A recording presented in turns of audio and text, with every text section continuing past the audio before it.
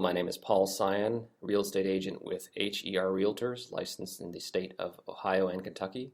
And with me today is Greg Matulionis, owner of Sawdust Therapy. How are you doing, Greg? I'm doing great. Good morning. Good morning. It's glad to have you here. Why don't we get started with this? And why don't you tell us a little bit about you and your company? How long have you been doing this work for? I started my carpentry skills when I was a little kid. Okay. I worked with my dad. My dad was not a professional carpenter. He was in a research. Since I could remember holding a hammer, then it led to cutting board with a saw. Through my high school and college years, I just enjoyed woodworking and restored a couple of homes. Okay. And then, I've been through your website a couple times and seen, you're pretty proud of the fact that you're a master carpenter. And why don't you tell us what a master carpenter is? How do you become one, and what's the advantage of that? That's a good question. How do you become a master carpenter? I think master carpenter, by definition, is doing something consistently for 20 to 25 years. Okay. And I think that's where it comes into, I've been doing woodworking projects and working on homes since I was a little kid. Just a set of problem-solving skills. Let's see. There's no training, certifications, or anything like that. It's more of a, you've been doing it for such and such amount of time. Training, certifications, you certainly can get your licenses, for carpenters, for plumbers, going through the educational process. The term master doesn't necessarily mean that you have to go through a formal education. Okay. As much as just, real life experience from day to day. Yeah. It's almost like a term of art, we would call it. Certainly. Right. Yeah. And then let's talk about. I know you do a lot of home improvements, and you've done new construction as well. Are you familiar with the permitting process and the home improvements? I mean, how important is that? How critical is that? The permit process is extremely important. There are certain aspects. There are certain projects that don't require a permit. The permit process is two-sided. It protects the homeowner and it protects the contractor. You get a contractor that might be trying to take some shortcuts, which might look okay right now, but give it 2 years, give it 5 years, it might show up with problems. It's just a meter to be able to make sure that the work is being done so that it's going to last. Okay. And is safe. Okay. And whose responsibility is that normally to get the permits? Sometimes I'll work with the homeowner and they can go get it themselves. Most often I take care of getting the permit. Okay. And with the permit comes the inspections. So you have electrical inspections, you have plumbing inspections. If you're building a new home or an addition, you'll have footer and foundation inspections. And you'll have a final inspection just to make sure everything is complete and it's actually working.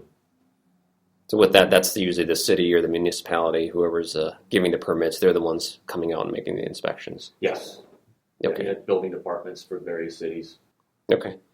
And then let's talk about current home features. I mean, are you familiar with what's popular now? What helps sell homes now? What everybody's doing is opening up their floor plan. Okay. Many calls I get, are about trying to open up the space between a family room and a kitchen and tearing down a wall and making it more integrated family space. And that certainly is the trend. I think bathrooms and kitchens, updating them has been a constant in the market. New construction seems to have slowed down. Yeah, I think there's financing. The financing has tightened up for new constructions. I think everybody's, finding that they're happy with where they're at. They're going to stay put, so they're doing the restorations and additions, small additions, and some fairly good-sized additions seem to be kind of in the trend as well. Yeah, it's funny you mentioned opening up a floor plan. I mean, that's, originally contacted you again to come out and look at our house and remodel our second floor and kind of open it up because it's pretty tight looking. But that's a good open floor plans that I hear a lot, and my wife talks about that a lot too. Let's talk about home remodeling. Let's say somebody, a homeowner wants to remodel, like, myself, I called you up and, want to figure out what to do. I mean, should I talk to an architect first? Should I call you first? Should I just brainstorm the ideas myself? What are the best ways to get an idea out there? Yeah, I do get calls a lot from homeowners that are wanting to start a project. And depending on the scale of the project, I'll work with them and help them make some decisions about, maybe rearranging the bathroom or rearranging the workflow in the kitchen. So, if it's a major renovation, it's going to require an architect. Okay. So, I'll make some recommendations. For the smaller projects, I just partner with the homeowner. I use my experience. There's plenty of resources online to find things that you like and to find, space planning that you don't like. So you just avoid not making something that you're not happy with in the end. So working with an architect, interior designer once in a while. Yeah, so we wanted to remodel the interior and get some ideas from you, and the architect helps us out, or you help us out. I mean, in terms of that's another question I'll come back to is permits. I know a lot of exterior features, like you're adding a new deck or changing the deck, or you're adding an addition to the house, so you need permits. What about for interior? Let's say I'm just cutting a couple holes in the walls in the first floor to open up the floor plan, as you mentioned. I mean, does that require a permitting process? No. If you think about it, it's like if you're going to do decorative things, tearing down some drywall, opening up a window, access from one room to the other, as long as it's not a major structural component, okay, you can pretty much do what you want. You don't need a permit to put a new bathroom floor in or new toilet or showers. You don't need a permit for tile work. So it's when you get into putting a deck on the back of the house, for example, okay, where you have footers, concrete work that needs to be done properly. So you would have to file for a permit for that. And then the permit would also ensure that the job is getting completed. Cities and counties don't want projects that aren't finished because it pulls down the whole neighborhood when you have a deck that's started and not finished, or an addition that gets started and isn't finished. So it's protecting the community that it's in. Okay. What about something like an attic remodel? Currently the attic's unfinished, and would that require a permit? Again, that's going to be, if you got new electric that you're going to have to be running up there, then that's going to require a permit. Okay. Plumbing, if you're going to run new plumbing, that's going to require a permit, but you're not going to need a permit to do drywall work and put some insulation up there. So it's going to kind of project dependent. So we're talking about attic remodels, and that's even one thing we've considered for our own house. I mean, what can you tell us about that? Can you talk a little bit about, is it something easy to do? Is it, what are the ups and downs, I guess, about remodeling your attic? Ups and downs of remodeling an attic. I think people sometimes kind of forget about the amount of work that it's really going to take to get access to a space. If you've got your attic, if it's new construction and you've got the ability to easily get your materials to the space, there's certainly a lot less effort and a lot less risk. Risk being that if I'm carrying materials through your home to get it to your attic, yeah, I'm carrying it past your banister, up your carpet, across your wood floors, and it just slows the process down. Yeah, that makes sense. So, and then if it's a lot of spaces, maybe aren't set up right and they need modification. So, you have to spend all this energy to just get it to where you want it to be so that you can start putting it back together. Like you have spaces that need to be modified first. Yeah. Walls built, which if it was under new construction, it could have been done originally. So it ends up being just more expense. Yeah. To get into a restoration process. Okay. Yeah, I mean, that makes sense. There's a lot more, especially if you don't have like you're saying, the openings, or got to cut some big portions of the wall ceilings out there to, Yeah, I mean, it's like if I do tile work in a bathroom on a third floor, I have to have my saw outside because it's a wet saw.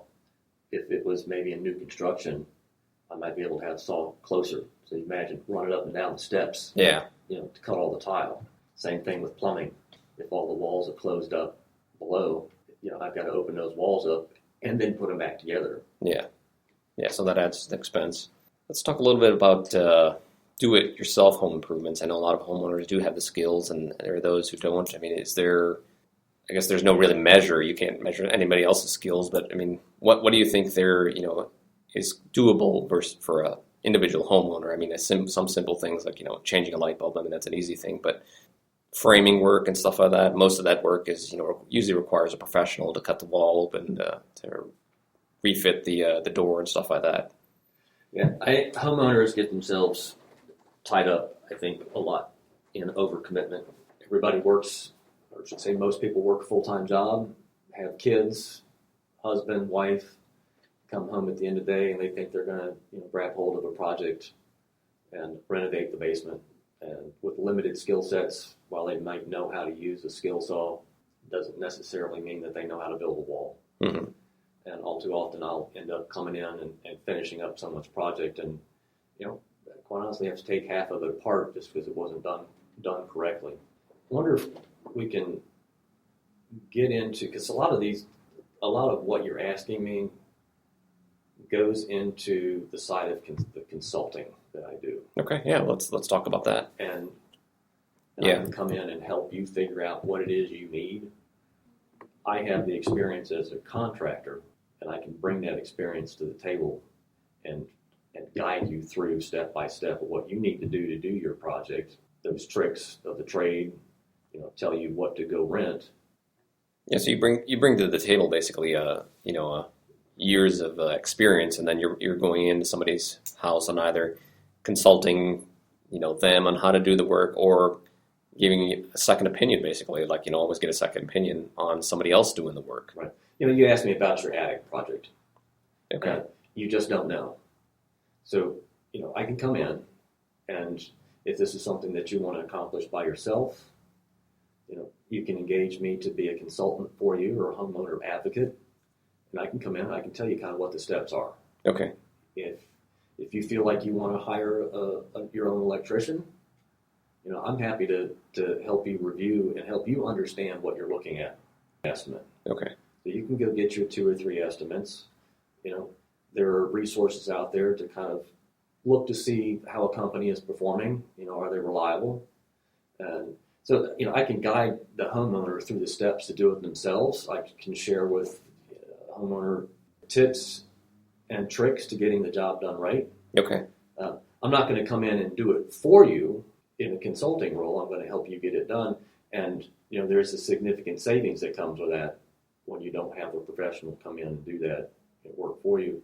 But, the homeowner's going to have to understand that, are you willing to accept maybe work that is not as quality and well done because of lack of expertise? Yeah. There's a trade-off.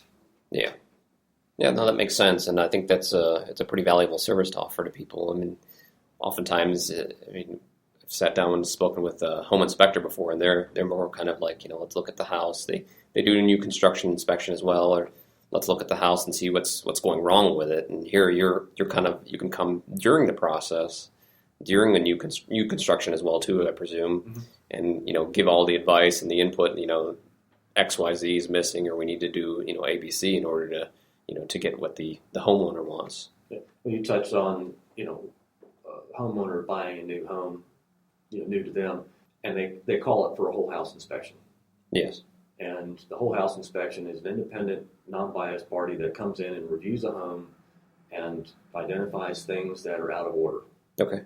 And when you read through that inspection, the very last line on each of those items that they're finding is say, you may wish to have a professional provide you an estimate for this. So here you have a 27-page report, and you're not a contractor, you're not an electrician, you don't know what you're looking at, you don't know how much it's going to cost to fix all this. Yeah. And during the time frame of when you get a whole house inspection report back, and the time that you need to make a decision on what you're going to do, put in an offer on a home, is pretty compressed. Yes. So what do you do? How do you know how much it's going to cost to fix all this stuff? I know that's actually a great perspective that, you're telling, not only this, you're kind of going beyond the home inspection, you're giving them an idea of, this is what your costs are going to be, this is how much time it might take, and how much damage it might cost. Yeah, so, where do you go to if somebody says, the inspector says there's termite damage to the floor joists? Well, who are you going to call to find out how to fix that and how much it's going to cost? And you have, 10 days to figure this out. So I go into people's homes and help them sort through this and give them some idea of what some expected costs can be and what some of the surprises that behind the walls that, people might not think about. Like say, the inspector is going to just tell you what they see. Yes. So I'm going to give you a little bit of insight onto, well, here's what we see, but my past experiences tell me when we open this up, there's more damage there than you're actually seeing. Actually, that's probably pretty valuable service. Just to you get a better idea of costs and better idea of how much time is involved. I mean, a lot of people want a house that's ready. The instant they move in, they don't want to do too much work on it unless they're getting some sort of deal out of it. Right. I had a customer who found me, had a pretty fair budget to do a renovation on a home that had, over the last 130 years, had 5 small additions that were, for the most part, just cobbled together. The home, it's a great little home. It needs new windows, it needs new doors, it needs significant foundation work, it needs a new roof, new gutters, new furnace. They had a fair budget. My first question to them is, why do you want to put this kind of money into this house? They love the house. So we went through the process of due diligence with an architect, exploring new floor plans. I did extensive estimates to see how much all these new changes were going to be. Mm-hmm. And as much as they didn't want to, because they felt that as much as they wanted to keep that house intact, they finally realized that it's just throwing good money at bad. Yeah. So they canceled the project. They're going to live with things the way they are for a little while, and they're going to start talking to me about building a house. Okay. So it's like, why spend $500,000 restoring a home that is pretty broken down when you can spend $700,000 and have a brand new house? Yeah, there's a lot of savings to be gained there, depending on what they want to get done. Well, let's talk about. You mentioned new construction, new home. Let's talk a little bit about that. I mean, you've built new homes before, correct? Uh-huh. What kind of time frames are people looking on a new construction? Let's say I'm the buyer. I bought the land. I come to you, and we'll start talking. You're going to refer me to an architect, or if I have a plan already, we're going to build this home. What time frames are we looking at there? Realistic time frame from the very beginning of the process to moving in. As much as everybody wants to think it could be done in 6 months, it's realistic. I think it's probably about a year. Okay. People are busy working. They can't get the decisions made because there's other priorities of taking care of kids and vacations. It also, timing of season. Don't necessarily want to start digging a foundation in November, December, just because you end up in the winter months. Yeah. And it's difficult, time consuming to work in. So the overall time frame is, I would say, 12 to 18 months. Okay. So the process we discussed a little bit. I mentioned an architect, and what exactly does an architect do? And you're not an architect, obviously, but from your perspective, how do you interact with the architect, and what in terms of, let's say they draw the plans together, and what do you do from there? So I'm going to bring an architect into the project when there's an addition or a significant interior renovation. And what's neat about partnering with the architect in the very beginning of a project is the ability to help control a budget. Okay. An architect will design whatever you ask them to design. And there comes the disadvantage for the homeowner, because the homeowner doesn't necessarily know what the costs are. No disrespect to the architects, but there's also some issues with them maybe not knowing and realizing some of the costs that are going to be the build. Yeah.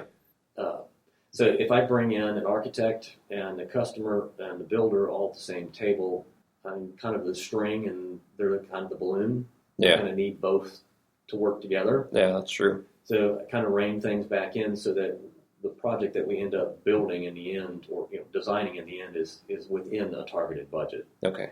All too often, a homeowner will come to me with a set of plans, and I can pretty much so look at it and say, wow, this is an expensive renovation.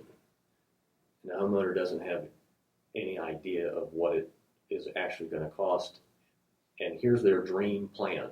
Yeah. For their home, and it's twice what they can afford. There's a lot of expense, a lot of energy, and a lot of emotion that is wasted having to come through the whole process. Let's get it right the first time. Yeah. That is, the home buying and selling is a very emotional process, so I could see the issues that arise out of that. Just let's briefly talk about, contractors in general. I mean, I found you through Angie's List. I know a lot of contractors listed through Angie's List. I've heard horror stories from friends. They pick somebody off Craigslist and suddenly the bill's rising, and unanticipated work. I mean, do you have any tips or advice on how to get the best contractor for you? Do your research, certainly through the internet. I think referrals, finding a contractor that has worked for a friend of yours, somebody that you know from your work, and what is their experience been with that person. It's the whole contractor thing is, who can you trust? Yeah. Insurance, I'm assuming insurance, you're insured as well, and you've probably got an umbrella policy or... Yeah, I carry liability insurance, and I certainly give that copy of that on the bigger projects, to the homeowners, which covers me and my subcontractors. Okay. Some of my subcontractors, have their own insurance policies, but for small general contractor, the insurance policies that I have covers the uninsured subcontractors. Okay. All right, that's all the questions I have for you today, Greg. I appreciate you coming out. Did you have any final words you wanted to share? Just appreciate your time, and thank you for having me out, and look forward to answering any questions if you come up with anything in the future. Okay, great. Thank you.